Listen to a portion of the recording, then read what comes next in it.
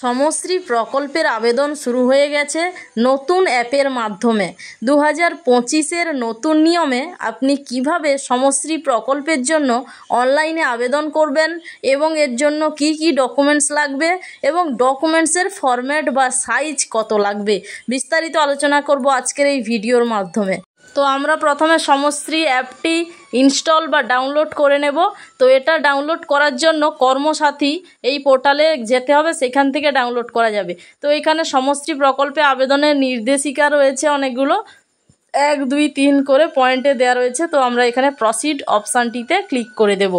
Proceed অপশানে click করার পরে এখানে দেখুন প্রথমেই বলা হয়েছে যে যদি সমশ্রী বা কর্মসাথী পোর্টালে ইতিমধ্যেই পরিযায়ী শ্রমিক হিসেবে নিবন্ধিত হন তো সেক্ষেত্রে আপনার রেজিস্টার মোবাইল নাম্বার বসাবেন এবং জেনারেট ওটিপিতে ক্লিক করবেন এবং ওটিপি বসিয়ে ভ্যালিডেট ওটিপিতে ক্লিক করতে হবে, অর্থাৎ লগ ইন করতে হবে। আর যদি আপনি সমশ্রী বা কর্মসাথী পোর্টালে পরিযায়ী শ্রমিক হিসাবে নিবন্ধিত না হন তো সেক্ষেত্রে রেজিস্টার অপশানে ক্লিক করতে হবে। তো আমরা প্রথমে রেজিস্টার অপশানে ক্লিক করে নেব।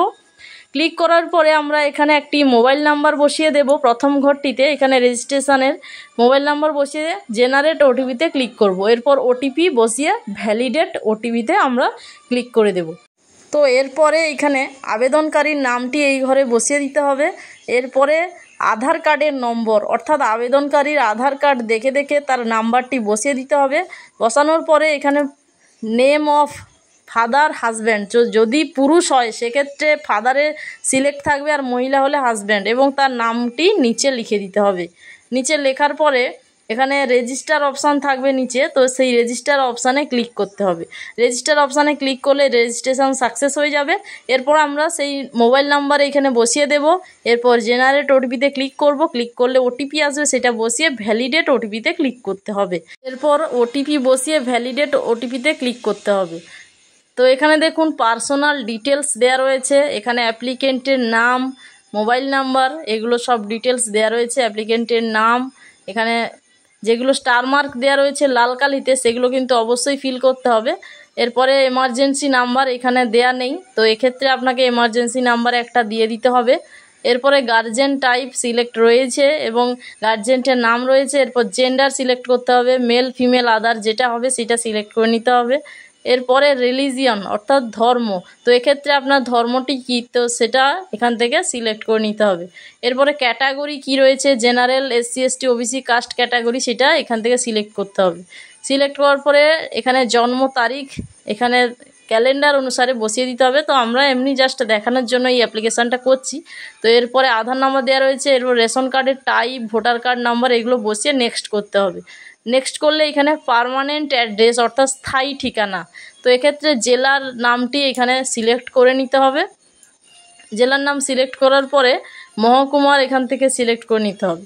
এরপরে আপনার এলাকা ব্লক না পৌরসভা না কর্পোরেশন, তো সেক্ষেত্রে এইটা তিনটের মধ্যে যে কোনো একটি সিলেক্ট করতে হবে।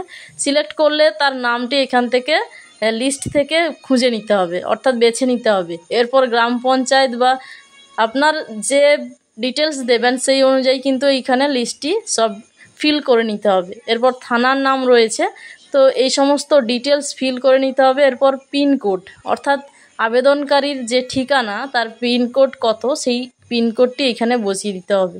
পিনকোড বসানোর পরে এখানে পার্মানেন্ট অ্যাড্রেস বা স্থায়ী ঠিকানা পুরো লিখে সেভ অ্যান্ড নেক্সটে ক্লিক করতে হবে। সেভ অ্যান্ড নেক্সটে ক্লিক করার পরে ওয়ার্ক লোকেশান ডিটেলস অর্থাৎ কর্মস্থলের বিবরণ, তো এক্ষেত্রে দুটো অপশান রয়েছে এ এবং বি। এতে রয়েছে যে বর্তমানে পশ্চিমবঙ্গের বাইরে কিন্তু দেশের অভ্যন্তরে কর্মরত, সেক্ষেত্রে সেই সব আবেদনকারীর জন্য এ, আর যদি ভারতের বাইরে সেক্ষেত্রে বি। তো এক্ষেত্রে আপনারা যেটা সিলেক্ট করবেন সেই অনুযায়ী কিন্তু ফর্ম ফিল আপটি করতে হবে। তো আমরা এখানে এ অপশানটি ক্লিক করে নেব। এ অপশানে ক্লিক করার পরে এখানে আপনারা কোন রাজ্যে, তো এখানে দেশ রয়েছে এবং কোন রাজ্যে কাজ করছেন, তো সেক্ষেত্রে সেই রাজ্যর নামটি এখানে সিলেক্ট করে নিতে হবে। এরপর সেইখানকার থানার নামটি এখানে বসিয়ে দিতে হবে সঠিকভাবে। বসানোর পরে সেভ অ্যান্ড নেক্সটে ক্লিক করতে হবে। তো এখানে দেখুন এর পরের পেজে টাইপ অফ ওয়ার্ক বা জব অর্থাৎ কাজের ধরন কি, তো এক্ষেত্রে টাইপ সিলেক্ট করতে হবে। এখানে অনেক টাইপ রয়েছে, তো আপনার ক্ষেত্রে যেটি হবে সেটা আপনি এখান থেকে সিলেক্ট করে নেবেন। সিলেক্ট করার পরে পশ্চিমবঙ্গ থেকে কবে বাইরে গিয়েছিলেন পরিযায়ী শ্রমিক হিসাবে কাজ করতে, তো এক্ষেত্রে এই ডেটটি এখান থেকে সিলেক্ট করে নিতে হবে। তো এইখানে ক্লিক করে এই যে ক্যালেন্ডারের মতো চিহ্ন রয়েছে, তো এইখানে ক্লিক করে সেই ডেটটি এখান থেকে সিলেক্ট করে নিতে হবে। ডেটটি সিলেক্ট করার পরে এখানে আমরা ওকে করে দেব। ওকে করলে কিন্তু আমাদের সেই ডেটটি সিলেক্ট হয়ে যাবে। এরপরে রয়েছে আনুমানিক দৈনিক মজুরি। তো এইখানে দৈনিক মজুরি কত আপনার সেইটা কিন্তু এখানে বসিয়ে দিতে হবে। জাস্ট বসিয়ে দিচ্ছি একটা সাপোজ। এরপরে রয়েছে employed by self agent other person. তো এক্ষেত্রে এমপ্লয়েড বাই প্লিজ সিলেক্ট, তো এখানে প্লিজ সিলেক্টে ক্লিক করলে সেলফ এজেন্ট এবং আদার এই অপশান রয়েছে। সেলফ অপশানে ক্লিক করলে এখানে কোনো ডিটেলস নিয়োগকারীর কোনো ডিটেলস দিতে হবে না। তো এরপরে সেভ অ্যান্ড নেক্সটে ক্লিক করতে হবে। সেভ অ্যান্ড নেক্সটে ক্লিক করলে ডিসক্লেইমার ওপেন হয়ে যাবে, যেখানে একটি চেকবক্স রয়েছে। তো এই চেকবক্সে ক্লিক করতে হবে। ক্লিক করার পরে generate and save provisional registration number এটাই ক্লিক করতে হবে। ক্লিক করার পরে সেভ অ্যান্ড নেক্সটে ক্লিক করতে হবে। তো এখানে এটাই ক্লিক করলে দেখুন MWIN নাম্বার জেনারেট হয়ে গেছে। তো এরপরে সেভ অ্যান্ড নেক্সটে আমরা ক্লিক করে দেব। সেভ অ্যান্ড নেক্সটে ক্লিক করে দিলাম। ক্লিক করলে এখানে প্রিভিউ ডিটেলস দেখাচ্ছে। তো এরপর আমরা নিচের দিকে চলে যাব। এখানে দেখুন কি কি ডকুমেন্ট আপলোড করতে হবে। Photo, Aadhaar card, bank passbook, passport, voter card এইগুলো আপলোড করতে হবে। এরপর সেভ অ্যান্ড নেক্সট এই অপশানে আমরা ক্লিক করে দেব। এই অপশানে ক্লিক করলে এখানে ব্যাংক ডিটেলসটি আমাদের ফিল করতে হবে, যেখানে ব্যাংক নেম সিলেক্ট করতে হবে। এরপর IFSC কোড এখানে সিলেক্ট করে নিতে হবে। এরপর অ্যাকাউন্ট নম্বর বসিয়ে দিতে হবে। বসানোর পরে নমিনি ডিটেলস এখানে ফিল করতে হবে। এখানে নমিনির নাম, নমিনির সাথে আপনার কি সম্পর্ক এই লিস্টে যেগুলো রয়েছে সেইখান থেকে একটি সিলেক্ট করতে হবে। এরপর নমিনির আধার কার্ডের নম্বর এখানে বসাতে হবে। এরপরে নমিনির মোবাইল নম্বরটি বসিয়ে দিতে হবে। এরপর সেভ অ্যান্ড নেক্সট এই অপশানে ক্লিক করতে হবে। এই অপশানে ক্লিক করলে পারিবারিক বিবরণ অর্থাৎ ফ্যামিলি ডিটেলস, তো এক্ষেত্রে ইয়েস করতে হবে আপনার যদি ফ্যামিলি থাকে। এবং ফ্যামিলির সদস্যের নাম, প্রথমে সদস্যের নাম, জেন্ডার সিলেক্ট করতে হবে। এরপর এজ অর্থাৎ বয়স কত, এরপর আধার নম্বর এগুলো বসিয়ে দিতে হবে। এরপরে নেক্সট করতে হবে। যদি একজনের ক্ষেত্রে হয় তো সেভ অ্যান্ড নেক্সটে ক্লিক করতে হবে। আর যদি আরও কোনো সদস্য অ্যাড করতে চান তো সেক্ষেত্রে অ্যাড মোর ফ্যামিলি মেম্বার্স এটাই ক্লিক করতে হবে। ক্লিক করার পরে দেখুন এখানে ডকুমেন্ট আপলোডের অপশান রয়েছে। তো এক্ষেত্রে যে ফরম্যাটগুলো, ফাইলের ফরম্যাটগুলো গ্রাহ্য হবে JPG, PNG এবং PDF, এবং ম্যাক্সিমাম কিন্তু 500 KBর মধ্যে ফাইল হতে হবে। এবং এখানে ফটো আপলোড করতে হবে, আধার কার্ড, ব্যাংক পাসবুক এগুলো আপলোড করতে হবে, যেগুলো স্টার মার্ক রয়েছে এবং পাসপোর্টে স্টার মার্ক নেই, তাই এটা আমরা কেটে দিলাম। তো এরপরে ভোটার কার্ড এটা আমাদের আপলোড করে দিতে হবে।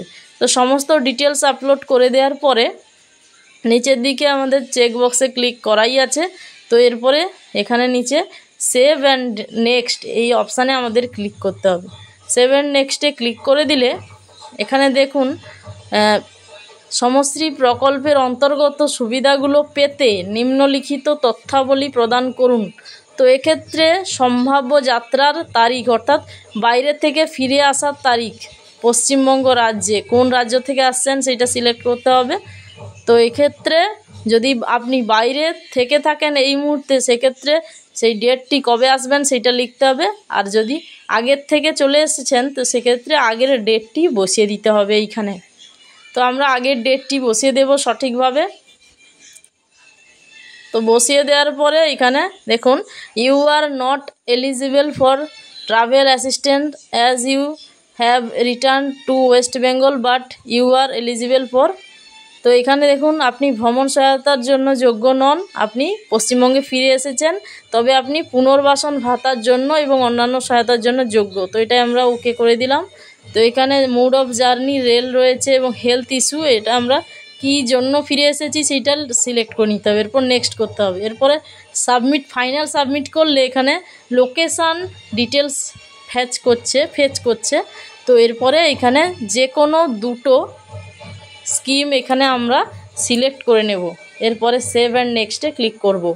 তো আমরা যে কোনো দুটো এখান থেকে সিলেক্ট করে নেক্সট করলাম, সেভ অ্যান্ড নেক্সট। তো এরপরে আমরা এখানে দেখুন আমাদের ক্লেম সাবমিটেড সাকসেসফুলি দেখাচ্ছে। তো এরপর ব্যাক অপশানে ক্লিক করব।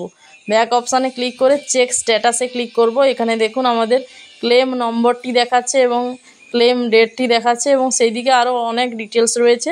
তো এইভাবে কিন্তু সমষ্টি প্রকল্পের জন্য অনলাইনে আবেদন করা যায়। তো যদি কোথাও সমস্যা হয় অবশ্যই কমেন্ট করে জানাবেন।